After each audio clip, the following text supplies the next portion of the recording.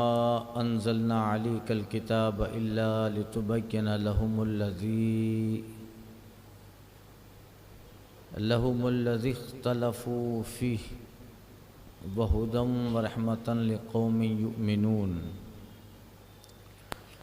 والله أنزل من السماء ماء فأحيا بالأرض بعد موتها إن في ذلك لآية لقوم يسمعون.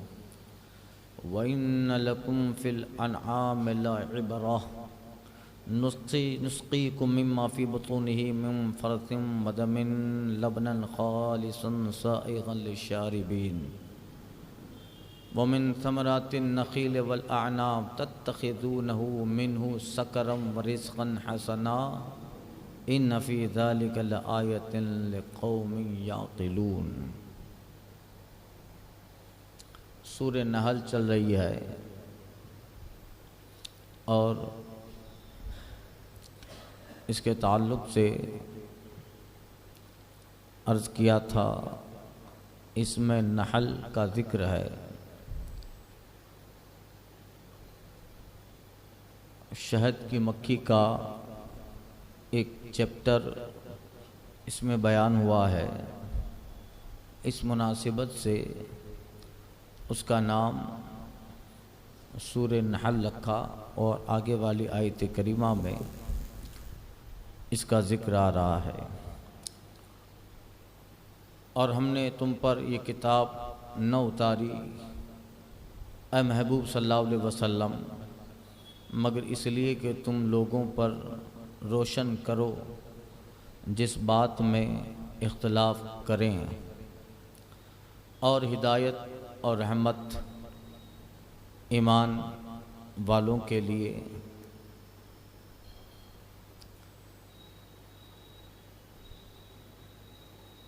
یعنی اے نبی کریم صلی اللہ علیہ وسلم ہم نے آپ پر یہ قرآن اس لیے نازل کیا کہ قیامت تک ہر کافر مشرک کو آپ کھول کر مفصل یہ بیان فرما دیں، وہ تمام اصولی اور بنیادی باتیں جس میں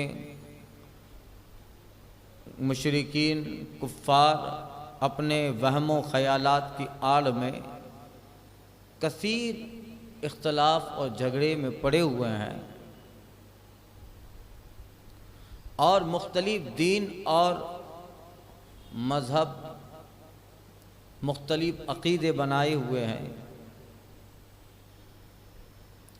تو آپ انہیں بتا دیں، انہیں اعلان کر دیں کہ وہ آپ کے دامن سے اس قرآن سے جو آپ پر آپ کے پروردگار نے نازل فرمایا یہ ہدایت کا رحمت کا ایک ایسا سرچشمہ ہے جس میں تم ذرہ برابر بھی اختلاف نہیں پاؤ گے۔ مشرکین کفار بھلے الکفر ملت واحدہ کے تحت وہ پوری جماعت ایک ہے مگر ان کے آپس میں اتنے توہمات ہیں، اپنے آپس کے اتنے اختلافات ہیں کہ ان میں بھی ہر ایک اپنے سے دوسرے کو کافر کہتا ہے، وہ کافر ہی ہے، اس لیے کہ ان کے مذہبوں کی بنیاد صرف توہمات پر ہے، وہم پر ہے۔ اور محبوب ہم نے آپ پر جو کتاب اتاری اس کتاب نے روز روشن کی طرح ہر بات واضح کر دی۔ لَوْ مُخْتَلِفُ اخْتَلَفُوا فِيهِ جس بات میں وہ جھگڑے آپ انہیں بتا دو، آؤ ایمان لے آؤ۔ ایک ایسی کتاب اللہ تعالیٰ نے اتاری ہے وہ میرے دامن سے، میری بارگاہ سے اور میرے در سے تمہیں ایک ایسا مضبوط قانون ملے گا، ایک ایسا مضبوط دین ملے گا، لن تجد فیہ اختلافا جس میں تم کبھی اختلاف نہیں پاؤ گے، جو عقل پر بھی آ جائے، دماغ میں بھی بیٹھ جائے، اور وہ صحیح بات وہ قرآن اس کے بنیادی عقائد اور وہ مذہب اسلام ہے۔ وہدم و رحمت لقوم یؤمنون، مگر یہ قرآن ہدایت و رحمت ایمان والوں کے لیے، جس میں ایمان ہے ان کے لیے رحمت ہے، ان کے لیے ہدایت کا سامان بھی ہے، اور ان کے لیے اللہ کی طرف سے تحفہ بھی ہے۔ اللہ تعالیٰ نے سورہ نحل میں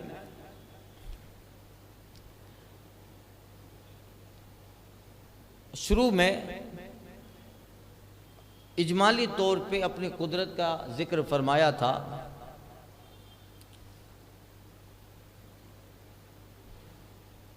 شروع صورت میں ذکر ہوا تھا الہیات، نبوت، پھر قیامت کا ذکر ہوا، اجرام فلکیہ، آسمان، خلقت انسانی، حیوانی، پیدائش نباتات، دریاؤں کا ذکر اجمالاً ہوا تھا۔ اب جو آگے آیت آ رہی ہے ان میں قدرت الہیہ کا ایک مفصل ذکر ہو رہا ہے۔ پیچھے گزرا نا، بہت ساری آیتیں پیچھے گزری تھی، انسان کس طرح پیدا ہوا، آسمان اللہ نے بنایا اور زمین بنائی، اور گزشتہ آیات میں نے عرض کیا تھا کہ اگر بندہ غور و فکر کرے تو اس کے جسم میں قدرت الہیہ ایسی ہیں جو اللہ کے ایک ہونے پہ دلیل ہیں۔ اب اس آیت میں تفصیل سے قدرت کا ذکر ہو رہا ہے کہ وہ رب، اور اس آیت کا مقصد کہ اے لوگو تم ایسے پروردگار کو چھوڑ کر ان بتوں کے سامنے سر بخم ہو۔ سنو وہ رب، وَاللَّهُ أَنزَلَ مِنَ السَّمَاءِ مَاءً فَأَحْيَا بِهِ الْأَرْضَ بَعْدَ مَوْتِهَا إِنَّ فِي ذَلِكَ لَآيَةً لِقَوْمٍ يَسْمَعُونَ، بے شک اللہ نے آسمان سے پانی اتارا اور اس سے زمین کو زندہ کیا اس کے مرنے کے بعد، بے شک اس میں نشانی ہے ان کے لیے جو کان رکھتے ہیں، سننے والوں کے لیے۔ پانی بھی اللہ تعالیٰ نے ہی نازل فرمایا، آسمان کی طرف سے بادل کے ذریعہ پانی کا بہاؤ آیا، پانی اترا، اور اس پانی کے سبب سے کافی زمانوں سے مردہ زمین کو سینکڑوں بہاروں کے ساتھ ایک دم اللہ تعالیٰ نے زندہ فرما دیا۔ اور اس عظیم اور عجیب حیرت انگیز کارنامے میں عقل سے سننے والوں کے آیۃ لقوم یسمعون، عقل سے سننے والے ہیں، ایک کان سے سنتے ہیں، ایک عقل سے سنتے ہیں، کچھ لوگ دل سے سنتے ہیں۔ یہ قدرت الہیہ کی جو تخلیق الہی ہے، اس میں انہی لوگوں کے لیے آیت و نشانیاں ہیں جو عقل سے سنتے ہیں۔ کان سے تو جانور بھی سنتا ہے۔ وہ اس طرح اللہ نے دلائل قدرت، نشانیات الہیہ، بلکہ قیامت، حشر، نشر کا بھی ثبوت اس میں اللہ تعالیٰ نے بیان فرما دیا۔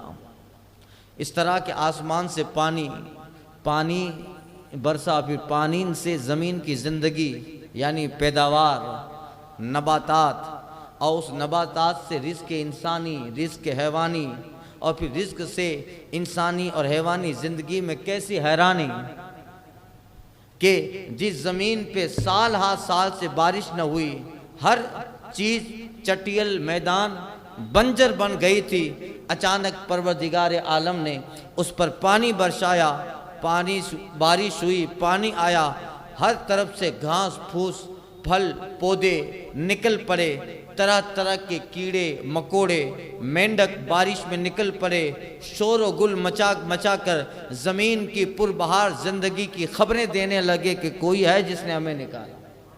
گرمی کے موسم میں کیوں نہیں نکلتا یہ مینڈک، یہ کیڑے مکوڑے؟ بارش کے موسم میں اعلان کر رہا ہے کہ کوئی ذات ہے جو ہمیں وقت پہ نکال دیتی ہے۔ اللہ اکبر۔ کس نے بیج ڈالا؟ زمین بنجر تھی، زمین چٹیل میدان تھی، کس نے بیج ڈالا؟ کب ڈالا؟ بیج کہاں ابھی تک چھپا ہوا تھا؟ ہم جو چلتے ہیں پھرتے ہیں دھیان بے دھیان میں، ہم کسی چیز کی دانہ، کسی چیز کی گٹھلیاں چلتے پھرتے کھجور کھا کے پھینک دیں، انار کھا کے اس کا چھلکا پھینک دیں، اور جو ہے دوسرے پھل فروٹ کے کھاتے چلتے چلتے پھرتے کھاتے اس کی گٹھلیاں پھینک دیں اور وہ بنجر زمین میں ملیہ میٹ ہو جائے۔ ہم نے تو کبھی غور و فکری نہ کیا کہ کل موسم بہار میں اللہ تعالیٰ نے قدرت الہیہ نے ان گٹھلیوں کو جو ہم چلتے پھرتے کبھی پھینک آئے تھے، اللہ تعالیٰ نے نخلستان سرسبز و شاداب بنا ڈالا۔ کتنا سرسبز و شاداب نخلستان بنا ڈالا۔ یہ نظارے ہم آئے دن کر رہے ہیں، اور مگر اللہ فرماتا ایمان کی آنکھوں سے جو نہیں دیکھتے، نہیں سنتے، انصاف، عقل اور تدبر اور تحمل کے کانوں سے نہیں سنتے، انہیں وہ گٹھلی نظر آئے، انہیں وہ ایک پیداوار نظر آئے، ورنہ دنیا کا یہی تغیر، یہی تبدل، دنیا میں انہی چیزوں کا پریورتن کہ بارش ہے، موسم بہار ہے، موسم خزاں ہے، بنجر زمین پر بارش سے اس بنجر زمین کے ہریالی، اس ہریالی سے انسان کی زندگی کا طرح طرح کا رزق، خوراک، یہ ساری انسانی زندگی اس زمانے اور اس زمین کا، موسم کا، کائنات کا، ہر طرح کا یہ جو تغیر ہے، یہ تبدل ہے، یہ چینجنگ ہے، ہر کافر اور مشرک کو قیامت پر ایمان لانے کے لیے کافی دلیل ہے، مضبوط دلیل ہے کہ وہ کس طرح جو رب تعالیٰ ہر سڑی گلی گٹھلیوں اور بیجوں سے اتنا بڑا باغ بنا سکتا ہے، یقیناً وہ رب قدیر اس بات پہ قادر ہے کہ بھوری بوسیدہ ہڈیوں سے واپس جامع انسانیت پہنا کر حشر میں انسان کو کھڑا کر ڈالے، اس بات پہ قادر ہے۔ اللہ فرماتا ہے مگر یہ کب ہوگا؟ ایمان سے سنے گا، ایمان کی کان سے سنے گا۔ فرمایا رب تبارک و تعالیٰ نے ان فی ذالک الآیات لقوم یسمعون، اس میں آیت ہے، قدرت الہیہ کی نشانیاں ہیں اس قوم کے لیے جو کان رکھتے ہیں، ایمان لے آؤ۔ اور مقصد یہ ہے کہ یہ پیغمبر تمہیں آیات قرآن بتا رہے ہیں، اور اس آیات قرآن میں پیغمبر غور و فکر اور تدبر کرنے کی بات کہہ رہے ہیں۔ آؤ پیغمبر نبی کی بات عقل اور تدبر سے سنو، ایمان لے آؤ۔ جب ایمان لے آؤ گے اور پھر ایمان کی آنکھوں سے کائنات کو دیکھو گے تو ہر نظارے تمہیں جو ہے قدرت الہی کے دفتر نظر آئیں گے، ہر ورقے دفتر اس معرفت کردگار جو کہا گیا۔ جب ایمان کی آنکھیں کھل جائے گی، عقیدے کی فکر آ جائے گی، اور جب سننا کان سے نہیں ہوگا بلکہ دل سے سنو گے، ایمان سے سنو گے، تو پھر جس شے کو دیکھو گے وہ شے چیخ چیخ کر تمہیں بتائے گی کہ کوئی ہے جو نظام ہستی چلا رہا۔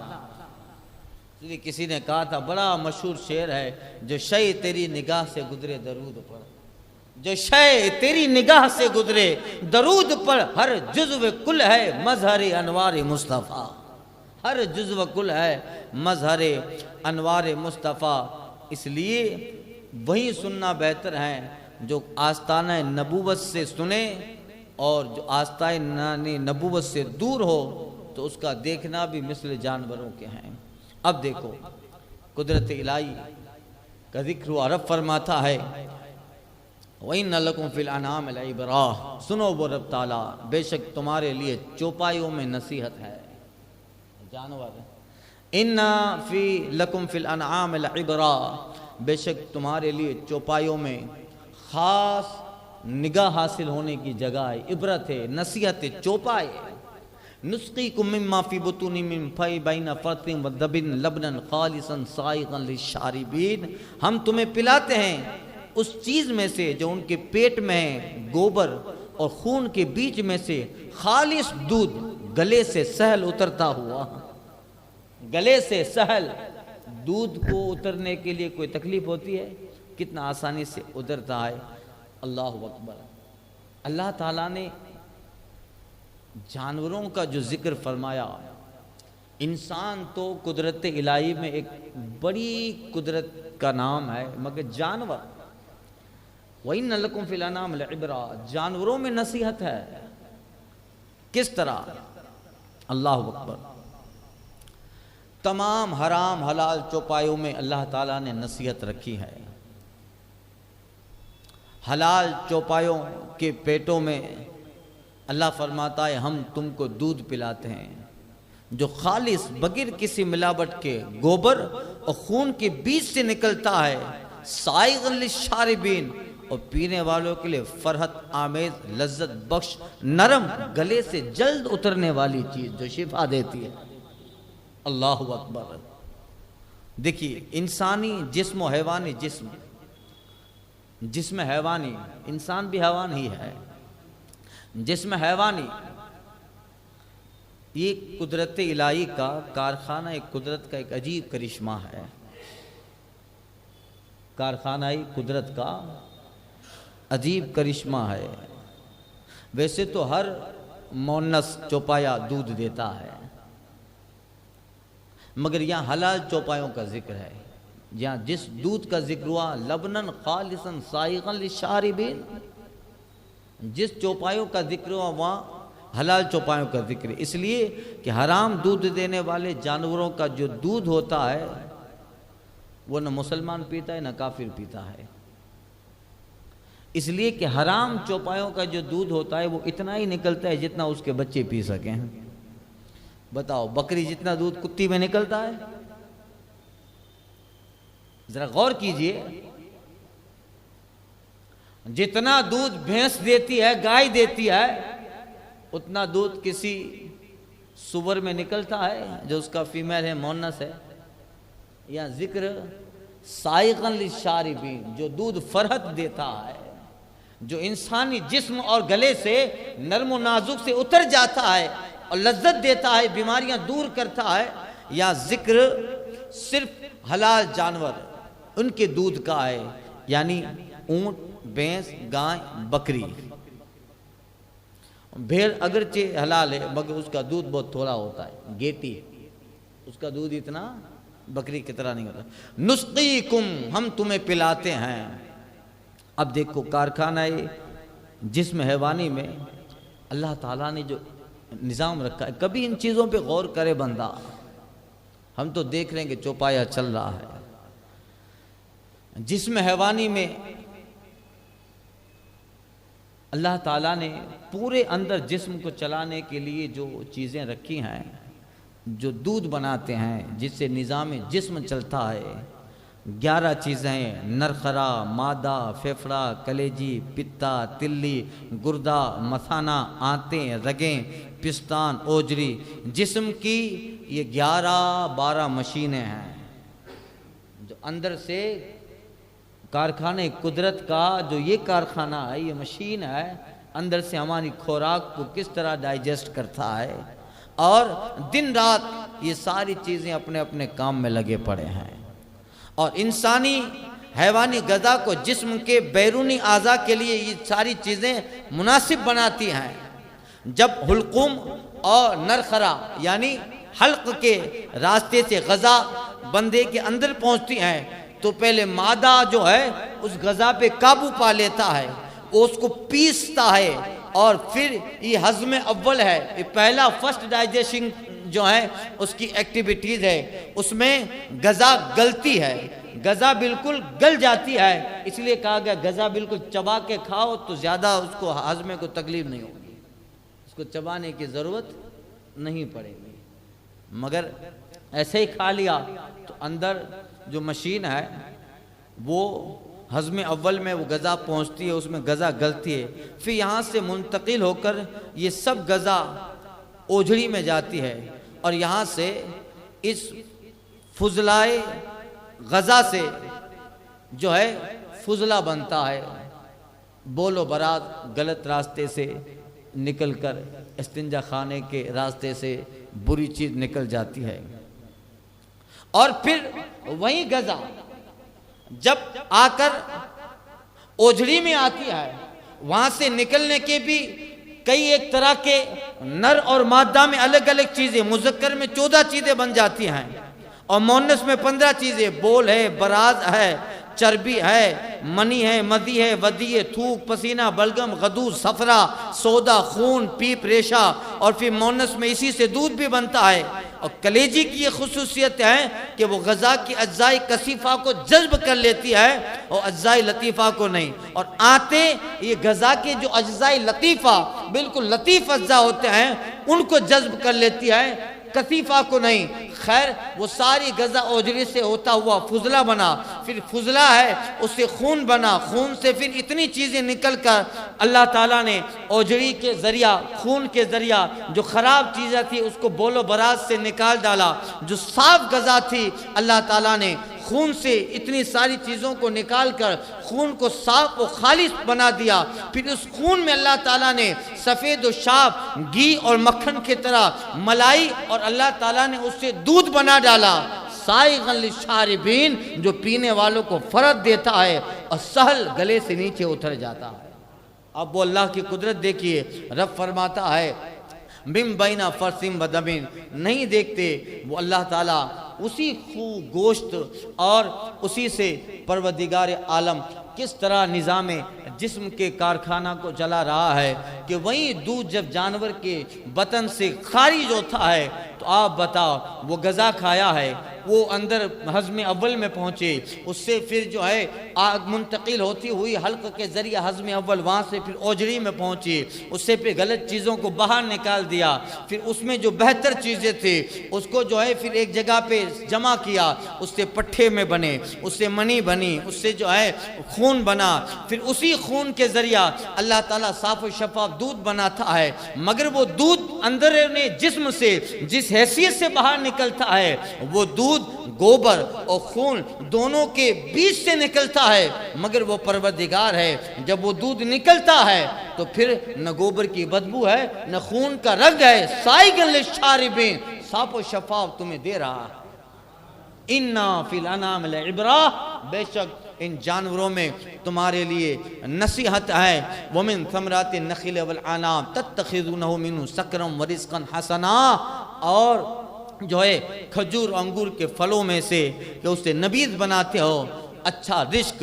اللہ تعالیٰ نے طرح طرح کے نباتات اور زمین سے طرح طرح کی سبزیاں اگائی، اور ان میں سب سے بہترین ہے اللہ تعالیٰ نے اسے انگور بنائے اور کھجور بنائے۔ جتنے بھی پھل ہیں ان ساری چیزوں میں لذت کے اعتبار سے انگور ہے، کھجور ہے، اس لیے ذکر ہوا، اور ساری چیزوں کے بنسبت جو ہے وٹامن، طاقت اور پروٹین کے اعتبار سے ان ساری چیزوں میں اللہ تعالیٰ نے وہ ساری چیزیں رکھی ہیں۔ مختلف پھل فروٹ اور مختلف پھلوں میں اللہ تعالیٰ نے جس قدر تاثیر رکھی ہے، جس قدر اس میں منفعتیں رکھی ہیں، اللہ نے ان سب کی منفعت ایک ساتھ کھجور اور انگور میں رکھ ڈالی ہے، اس لیے خاص طور پہ ان کا ذکر ہوا۔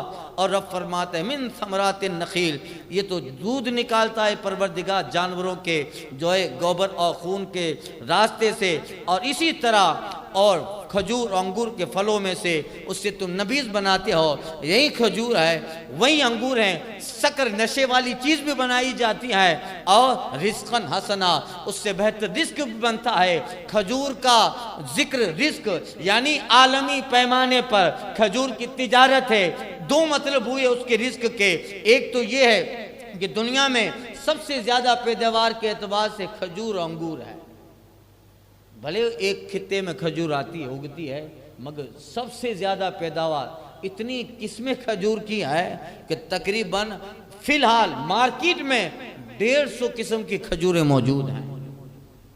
فی الحال مارکیٹ میں 150، چند نام ہم کو پتا ہوتے ہیں مشہور، یہ اجوا ہے، یہ ایرانی ہے، یہ کلمی ہے، اور یہ فلاں ہے، 2-4 نام معلوم ہوتے ہیں، مگر 150 قسم کی کھجوریں ہیں۔ انگور میں بے شمار قسمیں ہیں، اور یہ سب سے زیادہ دنیا میں جو ہے پائے جاتے ہیں۔ اس قدر عالمی طور پر یونیورسل اس کی تجارت ہوتی ہے۔ ظاہر بات ہے جب تم اس کی تجارت کرو گے تمہیں رزق ملے گا، تو کھجور بھی رزق ہو گیا، انگور بھی رزق ہو گیا، یا یہ کہ کھانے کے اعتبار سے تم اس سے شیرہ بناؤ، تم اس سے بہترین مشروبات بناؤ، اور دنیا میں بہترین ایسی چیزیں ہیں جس کو بہتر بنا بنانے کے لیے کھجور انگور کا استعمال ہوتا ہے، بھلے سکرن کا لفظ ہوا، اس سے شراب بھی بنائی جائے، نبی سے تمر بھی بنائی جائے، نشہ آور چیزیں بھی بنائی جاتی ہے، مگر رزقا حسنا، اس سے بہتر رزق بھی ہوتا ہے۔ کیا ہے؟ ان فی ذلک لآیۃ لقوم یعقلون، اس میں نشانی ہے عقل والوں کے لیے، عقل والوں کے لیے اللہ تعالیٰ نے اس میں نشانیاں رکھی ہیں۔ اور پھر یہیں تک محدود نہیں، رب فرماتا ہے اوحا ربک الی النحل، اور تیرے رب نے شہد کی مکھی کو الہام کیا، شہد کی مکھی، ان اتخذی من الجبال بیوتا ومن الشجر ومما یعرشون، کہ پہاڑوں میں گھر بنا اور درختوں میں اور چھتوں میں، پھر ہر قسم کے پھل میں سے کھا، ثم کلی من کل الثمرات۔ اب دیکھیے اللہ تعالیٰ نے شہد کی مکھی کو الہام کیا، یا اوحا سے مراد الہام، اللہ تعالیٰ نے جب سے اس کی پیدائش فرمائی اس کے دل میں یہ بات ڈال دی۔ اوحا وحی سے آیا ہے، اس کا وہ مطلب نہیں جو اللہ تعالیٰ انبیاء کرام پہ وحی فرماتا ہے، بلکہ یہاں مطلب ہے الہام کیا، القا کیا، اللہ نے اس کے دل میں یہ بات ڈال دی۔ اب دیکھیے قدرت الہی کی ایک نشانی بیان ہو رہی ہے کہ جو پروردگار وہ اتنی قدرتوں کا مالک ہے، اتنی چھوٹی سی شہد کی مکھی میں ہزاروں عجائبات رکھ ڈالے ہیں۔ اوحا، ترجمہ سنیے پھر تفسیر کرتا ہوں۔ اوحا ربک الی النحل، اور تمہارے رب نے شہد کی مکھی کو الہام کیا۔ کیا الہام کیا؟ ان اتخذی من الجبال بیوتا ومن الشجر، کہ پہاڑوں میں گھر بنا اور درختوں میں اور چھتوں میں، پہاڑوں میں گھر بنا اور درختوں میں گھر بنا، چھتوں میں۔ تین طرح کا شہد آتا ہے، چھتے کا، درخت کا، پہاڑ کا۔ سنیے، وَمِمَّا يَعْرِشُونَ، اور ہر قسم کے پھل میں سے کھا، ثم کلی من کل الثمرات، ہر قسم کے پھل میں سے کھا، فَسْلُكِي سُبُلَ رَبِّكَ ذُلُولًا، اور چل کہ تیرے لیے نرم و آسان، اور اپنے رب کی راہ چل، اپنے رب کی راہ چل کہ تیرے لیے نرم و آسان ہیں۔ یخرج من بطونہا شراب مختلف الوانہ، اور اس کے پیٹ میں سے ایک پینے کی چیز نکلتی ہے رنگ برنگ، فیہ شفاء للناس، جس میں لوگوں کے لیے تندرستی ہے۔ ان فی ذلک لآیۃ لقوم یتفکرون، بے شک اس میں نشانیاں ہیں دھیان کرنے والوں کے لیے۔ واللہ خلقکم ثم یتوفاکم، بے شک اللہ تعالیٰ نے تمہیں پیدا کیا پھر تمہیں موت دے گا۔ ومنکم من یرد الی ارذل العمر، اور تم میں سے کوئی سب سے ناقص عمر کی طرف پھیرا جاتا ہے، کئی لا یعلم بعد علم شیئا، کہ جاننے کے بعد کچھ نہ جانے۔ ان اللہ علیم قدیر، بے شک اللہ سب کچھ جانتا ہے، سب کچھ کر سکتا ہے۔ اللہ اکبر۔ یہاں پروردگار عالم نے دودھ کا ذکر کیا جانوروں کے تھنوں سے، اسی طرح انسانی عقل کو دعوت دی جا رہی ہے کہ ذرا دیکھو، ایک چھوٹی سی شہد کی مکھی ہے، اے محبوب آپ کے پروردگار نے ایک انتہائی معمولی چھوٹے کیڑے کے ذریعہ انسانی ایسا خالص شہد پیدا فرمایا، جو شہد آج تک جس کی لذت، رنگ، ڈھنگ اور تاثیر کا مقابلہ کسی بھی عقل و علم کے ذریعہ، کسی بھی تجربہ گاہ میں، کسی کارخانے میں جس کی طرح کوئی پیداوار پیدا نہ کی جا سکی۔ یہ چھوٹا سا ہوائی پرندہ شہد، شہد کی مکھی، عربی میں نحل کہتے ہیں، اور جو ہے فارسی میں محال، اردو میں شہد کی مکھی، انگریزی میں بی، شہد کوہنی، پنجابی میں ماکھیوں۔ اے نبی صلی اللہ علیہ وسلم، آپ کے رب نے شہد کی مکھی کی طرف الہام فرمایا، وحی الہامی فرمائی، یعنی ہزاروں سال پہلے مدرسہ قدرت میں اس پرندے کو تعلیم دی گئی۔ جب اس کی پیدائش ہوئی، مدرسہ قدرت میں اس شہد کی مکھی کو تعلیم دی گئی کہ تو پہاڑوں کی اونچی چٹانوں پر، درختوں کی اونچی شاخوں پر، انگور اور بیلوں کی اونچی ٹہنیوں پر اور انسانی گھروں کے اونچے شہتروں پر اپنے اپنے چھتے اور شاندار قسم کے چھکور کمرے بنا۔ چھتا وہ جو بناتی ہے شہد کی مکھی، چھکور مسدس، اس کی جو مکان ہوتا ہے 6 کونوں والا ہوتا ہے۔ سنیے، اللہ نے وحی کی، بنا اس طرح سے۔ پھر اس کے بعد دور دراز کے بعد چمن، جنگلات، ہر قسم کے پھلوں سے اپنی غذا کھا، پھر پیٹ بھر کر اپنے رب تعالیٰ کے سکھائے ہوئے فضائی راستوں پر واپس چلی آ، اپنے گھر کو اڑتی ہوئی چلی عاجزی کے ساتھ، انکساری کے ساتھ آتے جاتے، کسی کو ڈنک کے ذریعہ نقصان نہ پہنچا۔ اے پیارے نبی صلی اللہ علیہ وسلم، آپ کو معلوم ہے اس ساری کارروائی کے بعد اس نحل کو، شہد کی مکھی کو ہمارے سکھانے پڑھانے اور ہماری وحی اور الہام پر عمل کرنے کے بعد کیا ہوتا ہے؟ یخرج من بطونہ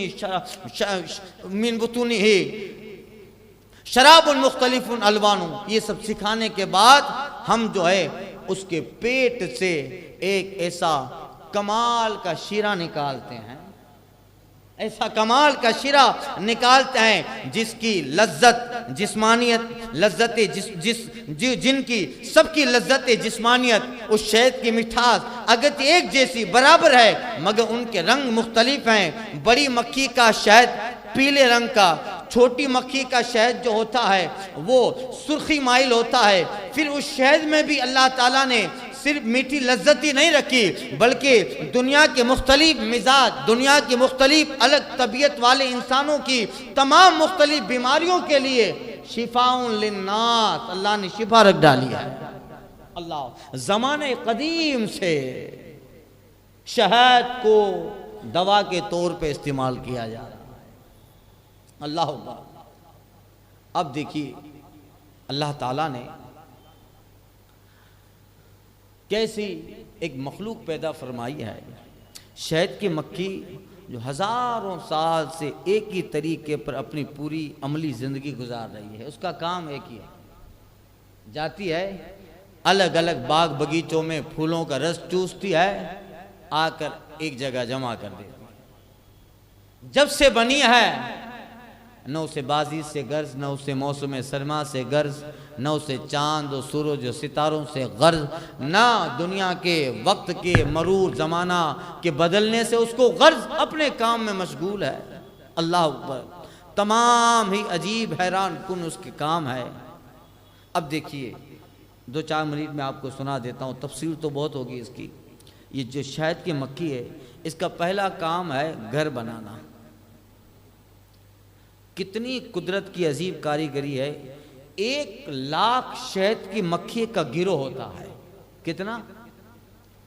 1,00,000۔ یہاں پیچھے بنایا ہے، ابھی شروع کیا ہے حجرے کے پاس۔ 1,00,000 شہد کی مکھی کا گروہ ہوتا ہے اور تقریباً 6 دن میں 1,000 جیسے برابر مسدس 6 کونوں والے وہ گھر بنا لیتے ہیں، 6 کونوں والے۔ اور پھر وہ جو شہد کی مکھیوں کی جو جماعت ہے اس میں ایک ملکہ ہے اور ایک اس کا خاوند ہے، باقی سب مکھیاں بغیر خاوند اور لاولد، جس کی اولاد نے بغیر خاوند کے محل نما چھتا جو بناتی ہیں، وہ دیکھنے میں تو ایک چھتا ہے مگر وہ 11 کمروں پہ مشتمل ہوتا ہے۔ کتنے پر؟ 11 کمروں پر شہد کا جو چھتا ہے 11 کمروں پہ مشتمل ہوتا ہے۔ ملکہ جو ان سارے شہد کی مکھیوں کی سردارن ہیں، ملکہ کا رہائش مکان الگ، اس کے خاوند کے ساتھ رات گزارنے کا ایک جو چھوٹا سا مدست کمرہ الگ، ایک کمرہ انڈا دینے کا، ایک انڈا سینے کا، ایک کمرہ بچوں کے رہنے کا، ایک کمرہ خاوند کے لیے مخصوص، ایک ملکہ کا مخصوص عملہ، اس کی سہیلیاں ہیں شہد کی مکھیاں، ان کے رہنے کے لیے ایک شہد کا خام ذخیرہ، کچا مال جمع کرنے کے لیے ایک موم خانہ جہاں موم تیار ہوگا، ایک شہد جمع کرنے کے لیے، اور ایک ملکہ کی خوراک کے لیے۔ ایک چھوٹا سا دکھتا ہے، اندر جب آپ توڑو گے نا تو اس میں آپ کو کئی طرح کی چھوٹی چھوٹی دیواریں نظر آئے گی، دیواریں نظر آئے گی۔ یہ مسدس چوکور ہوتا ہے نا، 6 کونوں والوں کو مسدس کہتے ہیں۔ یہ چھوٹے مسدس خانے بچوں کی پرورش، چھٹا کھانا اس کی حفاظت کے لیے، اس میں سارے ان شہد کی مکھیوں کے بچے بھرے ہوتے ہیں، اور تمام شہد کی مکھیاں یہ 11 جماعتوں میں تقسیم ہوتی ہے، 11 قسموں میں تقسیم ہو جاتی ہے۔ ایک اس کا گروہ ہے چھتا بنانے والا، یعنی معمار و مستری، یہ بنائے گا، کہاں بنانا ہے؟ چھتا بنائے گا، معمار مستری۔ ایک مزدور پارٹی جو سامان مہیا کریں گے، تیسرا چوکیدار کا گروہ، چوتھا ملکہ کا حفاظتی گروہ، اور پانچواں انڈوں کی حفاظتی جماعت، کہ اس کے جو انڈے ہیں جس سے اور آگے مکھیاں پیدا ہونے والی ہیں، اس انڈوں کی حفاظت کی ایک جماعت ہوتی ہے شہد کی مکھیوں میں۔ چھٹا تمام چھتا کی صفائی کرنے والا ایک گروہ۔ ساتواں مجرم مکھی کو گرفتار اور سزا دینے والا گروہ، وقت پہ کیوں نہیں پہنچی پھولوں کا رس چوس کر، دیر کیوں لگی؟ دیکھیے گا اب ساتھ میں جلتی رہتی ہے۔ کبھی کبھی ایسا ہوتا ہے کہ کوئی شہد کی مکھی الگ کہیں سے بیٹھی ہے، ورنہ سب ان کا اتحاد نہیں ٹوٹتا۔ اس اتحاد نہ ٹوٹنے کی برکت ہے یخرج من بطونہ شراب مختلف الوان، کہ اللہ تعالیٰ اس سے ایک ایسا شہد نکال دیتا ہے جو زمانے قدیم سے لوگوں کے لیے دوا اور لذت کا سامان ہے۔ اتحاد ہے۔ دیکھیے اگر سب اپنا اپنا اکیلے کام کرتی تو کیا ہوتا؟ کچھ نہیں ہوتا۔ ایک مکھی اگر اس میں سے الگ ہو گئی، وقت پہ نہیں پہنچی، تو ایک جماعت اس کو گرفتار کر کے ملکہ کے پاس لے آتی۔ یہ طبیب حکمہ کہتے ہیں مجرم مکھی وہ ہے جو وقت مقررہ سے دیر آنے یا کسی اور کے چھتے میں غلطی سے چلی جائے، کسی اور کے مکان میں۔ یہ جو بنے ہوتے ہیں نا کھانے، بتائیے ان کو پتا ہے کہ یہ میرا مکان ہے، ہزاروں کھانے ہیں، پتا ہے کہ اس میں مجھے رہنا ہے، وہاں سے جو ہے اگر جان بچ گئی اس مکھی کی تو اپنے گھر میں آئے تو یہاں بھی جان کی خیر نہیں، دیر کیوں ہوئی؟ قرآن میں ذکر ہے وَمَا لِيَ لَا أَنْ أَرَى الْهُدْهُدَ أَمْ كَانَ مِنَ الْغَائِبِينَ۔ حضرت سلیمان نے کہا تھا کیا بات ہے ہدہد نہیں دیکھ رہا، کہاں گیا؟ یہ غائب ہے۔ ڈر گیا تھا، وقت پہ نہیں پہنچا تھا۔ واقعہ اگر یہ شہد کی مکھی کسی اور کے شہد کی مکھی کے چھتے میں چلی جائے تو وہ اس کی جماعت والے گرفتار کر کے لاتے ہیں، وہاں سے بچ گئی تو یہاں ملکہ کے سامنے خیر نہیں ہے۔ اللہ اکبر۔ پھر 8واں جو گروہ ہے ذخیرہ شہد کی حفاظتی جماعت، جو شہد بنے گا اس کی حفاظت ان کے ذمہ ہے، کس طرح شہد بن رہا ہے۔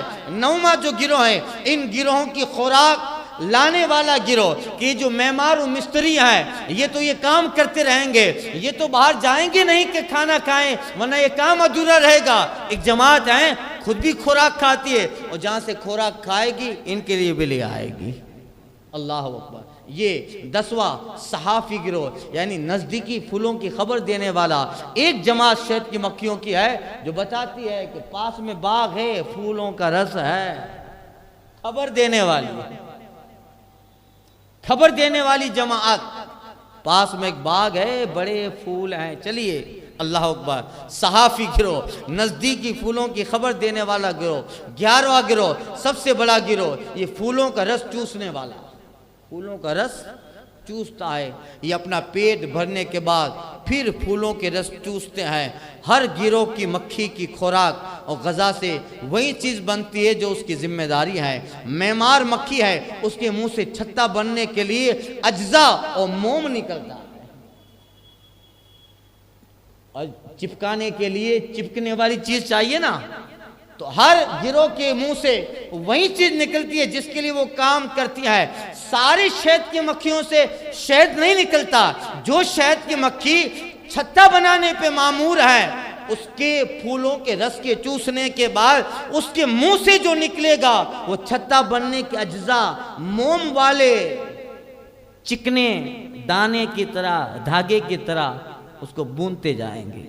اللہ اللہ، موم والے گروہ سے موم، شہد والے گروہ سے شہد، اور اس کی خوراک سے بول براد، جسمانی توانائیاں اور نہ جانے الگ الگ، اور پھر انہی سے جو ہے شہد بھی بنتا ہے اور اس سے خوراک بھی، اور انہی شہد کی مکھیوں سے اس کا برادہ بھی ہے، جسمانی توانائیاں بھی، اس کا ڈنک ہے، اس سے زہر بھی بنتا ہے۔ اس کے ڈنک سے عجیب کرشمہ ہے، ایک ہی پھولوں کا رس ہے، ایک ہی پیٹ میں شہد بھی بن رہا ہے، زہر بھی بن رہا ہے، گندگی بھی بن رہی ہے۔ اللہ اکبر۔ نحل مکھی صرف جو ہے پھولوں کے پتوں کو چوستی ہے، پھلوں کو نہیں چوستی، پھول کے پتوں کو چوستی ہے، پھل کو نہیں چوستی، کیونکہ پھل کا چھلکا سخت ہوتا ہے، اور چونکہ پھول ہی سے آخر میں پھل بن جاتا ہے، اس لیے یہاں پھولوں کو ثمرات کہا گیا۔ اللہ اکبر۔ اور پھر جو ہے اللہ تعالیٰ نے کیسی قدرت کی نشانی بنائی، یہ کئی طرح کی مکھیاں، چھوٹی مکھی، بڑی مکھی، پہاڑی، جنگلی، آبادی، ہر قسم کی مکھی اپنے علاقے میں چھتا بناتی ہے۔ اس لیے اس آیت میں جو ہے چھتا بنانے کے لیے 4 جگہوں کا ذکر ہوا۔ رب نے فرمایا پہاڑ، درخت، بیلیں، انسانی گھر، چھتا بنا۔ 4 چیزوں کا آیت میں ذکر ہوا۔ اگرچہ پھول، رنگ، مزے اور تاثیریں سارے پھولوں کی الگ ہے، مگر ایک چھتے کا پورا شہد ایک ہی رنگ کا ہوتا ہے۔ نیز شہد خانہ ایک ایسا مضبوط اور محفوظ ہوتا ہے کہ آندھی، طوفان، بارش وغیرہ کوئی بھی موسم ہو، مگر اس کا وہ چھتا ہلتا ہے نہ گرتا ہے۔ 1000 آندھیاں آئے مگر شہد کا چھتا کبھی دیکھا کہ بارش زیادہ آئی ہو تو ہر طرح کے جھاڑ، درخت کے جو ہے تختے، درخت کے پتے ہر جگہ بارش میں پانی میں بہہ رہے ہیں؟ کبھی دیکھا کہ شہد کی مکھی کا چھتا بہہ رہا ہے؟ اللہ اکبر۔ یہ ہے اتنی کمزور چیز کو بھی اللہ اتنی طاقت دے دیتا ہے۔ اللہ اکبر۔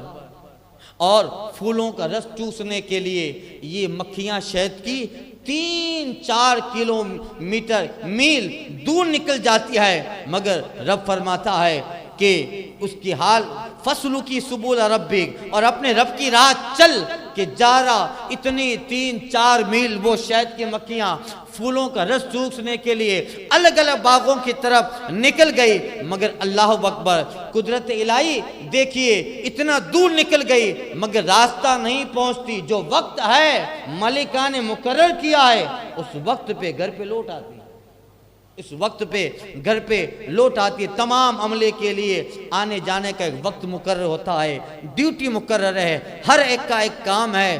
اور شہد کے رنگ اگرچہ مختلف قسم کے ہیں مگر اس کا مزہ ایک ہی طرح کا کہ مٹھاس ہے، اور تاثیر بھی سب شہدوں کی ایک جیسی ہے۔ علاقہ کھلا میدان ہو، پہاڑی ہو، گھنا کھیت ہو، جنگل ہو، سب جو ہیں نحل کے لیے سب راستے ذلل یعنی اللہ تعالیٰ آسان بنا دیتا ہے، جانے پہچانے ہوئے بن جاتے ہیں۔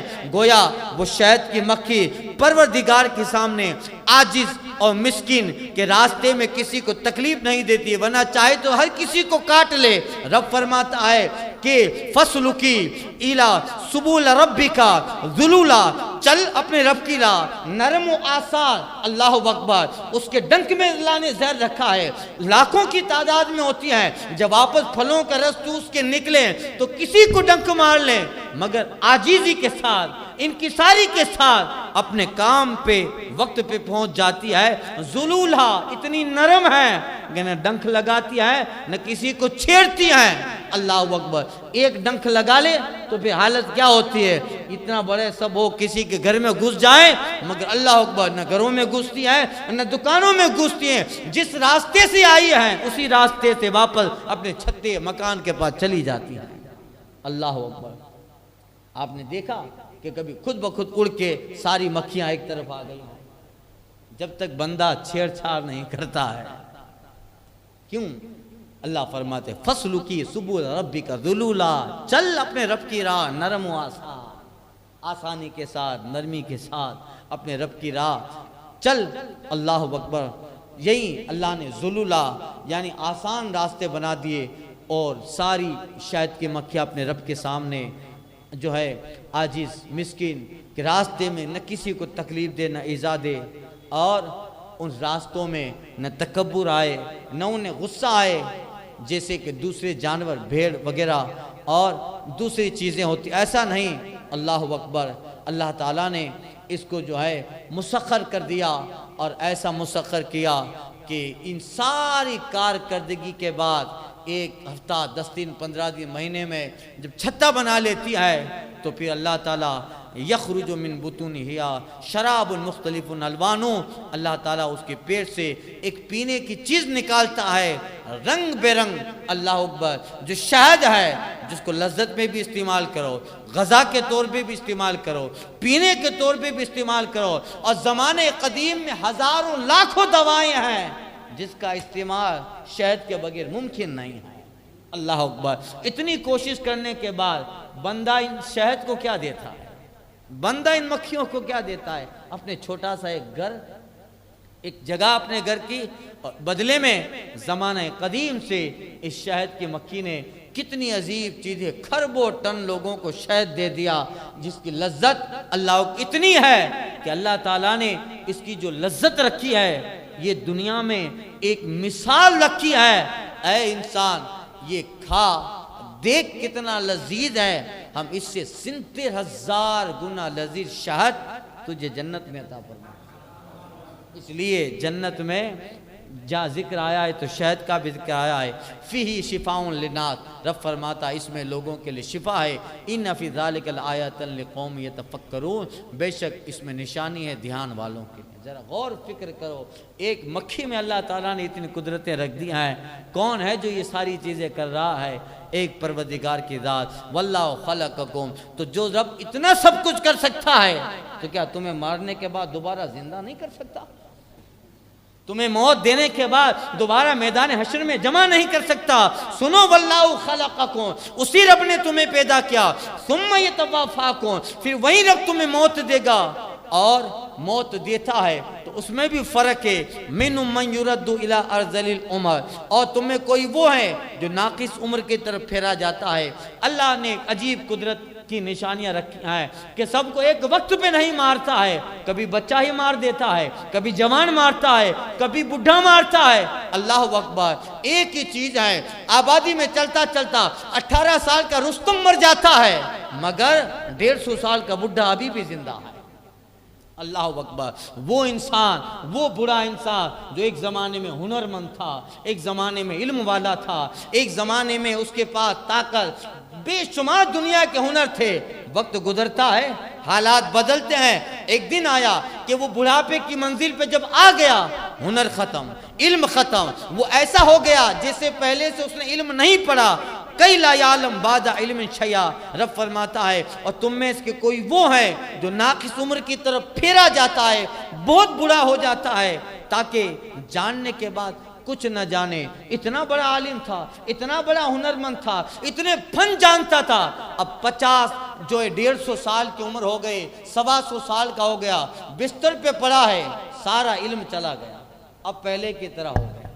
اللہ بتا رہا ہے کہ تمہیں اس رب نے جو اتنا علم دیا، ہنر دیا، کمال دیا، ایک دو تمہارا بچپنا تھا، نہ ہنر ہے تمہارے پاس، نہ علم ہے تمہارے پاس، نہ تدبر ہے تمہارے پاس، نہ تحریر ہے تمہارے پاس، نہ فن ہے تمہارے پاس. پھر تم دنیا کے تجربہ گاہوں میں گئے، دنیا کے جو ہیں مدارس میں گئے، کالجوں میں گئے، تم نے تجربہ حاصل کیا، تم نے پڑھا، تم نے فن حاصل کیا، تم بہت بڑے علامہ فہامہ بنے، تم نے بہت بڑے فن اور بہت بڑے آرٹ حاصل کیے، یہاں تک ایک زمانہ تمہارا معتقد ہو گیا. پھر وقت گزرتا رہا، گزرتا رہا، گزرتا ہوا، تمہاری عمر 90 اور 100 کے پار گئی، سارا علم ختم ہو گیا، پھر تمہارا دور بچپنے کا آ گیا. اللہ جو پروردگار اسی دنیا میں بچپنے سے اٹھا کے بڑھاپا جوانی دیتا ہے، جوانی کے بعد بڑھاپا دیتا ہے، اور وہ بڑھاپا پھر بچپنے جیسا ہو جاتا ہے، یقیناً وہی رب ہے، پیدا کیا ہے، مارے گا، اور مارنے کے بعد پھر وہی رب زندہ فرمائے گا۔ اللہ اکبر۔ ثم یتوفاکم، پھر وہ تمہیں موت دے گا اور پھر تمہیں اٹھائے گا۔ یاسین شریف میں ایک آیت کریمہ ہے، وَمَنْ نُعَمِّرُ نُنَكِّسُهُ فِي الْخَلْقِ، رب فرماتا ہے ہم جسے لمبی عمر دیتے ہیں اسے پہلی پیدائش کی طرف لوٹاتے ہیں۔ آدمی بہت بڈھا ہو گیا، بچوں جیسی حرکت کرتے ہیں، معلوم ہے نا؟ بچپنا آ گیا، علم ختم، ہنر ختم، ہوشیاری ختم، تدبر ختم، جیسا پہلے تھا۔ اب عمر بڑی ہے مگر عقل وہی ہے بچپنے کی، فن پہلے جیسا ہی آ گیا، اور پہلے جیسی نادانی آ گئی۔ بیچ میں جو اس نے کمایا، حاصل کیا، فنکار بنا، عالم و فاضل بنا، بڑا آرٹسٹ بنا، وہ ساری چیزیں ختم ہو گئی۔ اور پھر اللہ تعالیٰ، عمر بڑی ہے مگر پھر بچپنے کی یاد آ گئی، بچپنا لوٹا دیا۔ اسی طرح اس پروردگار نے تمہیں بنایا ہے، موت دے گا اور پھر تمہیں اسی طرح اٹھا کر میدان حشر میں جمع کرے گا۔ کیوں یقین نہیں کرتے؟ جو رب یہاں اتنا کرنے پر قادر ہے وہ موت کے بعد زندہ کرنے کا بھی قادر ہے۔ ان اللہ علیم قدیر، بے شک اللہ سب کچھ جانتا اور سب کچھ کر سکتا ہے۔ الفاتحہ۔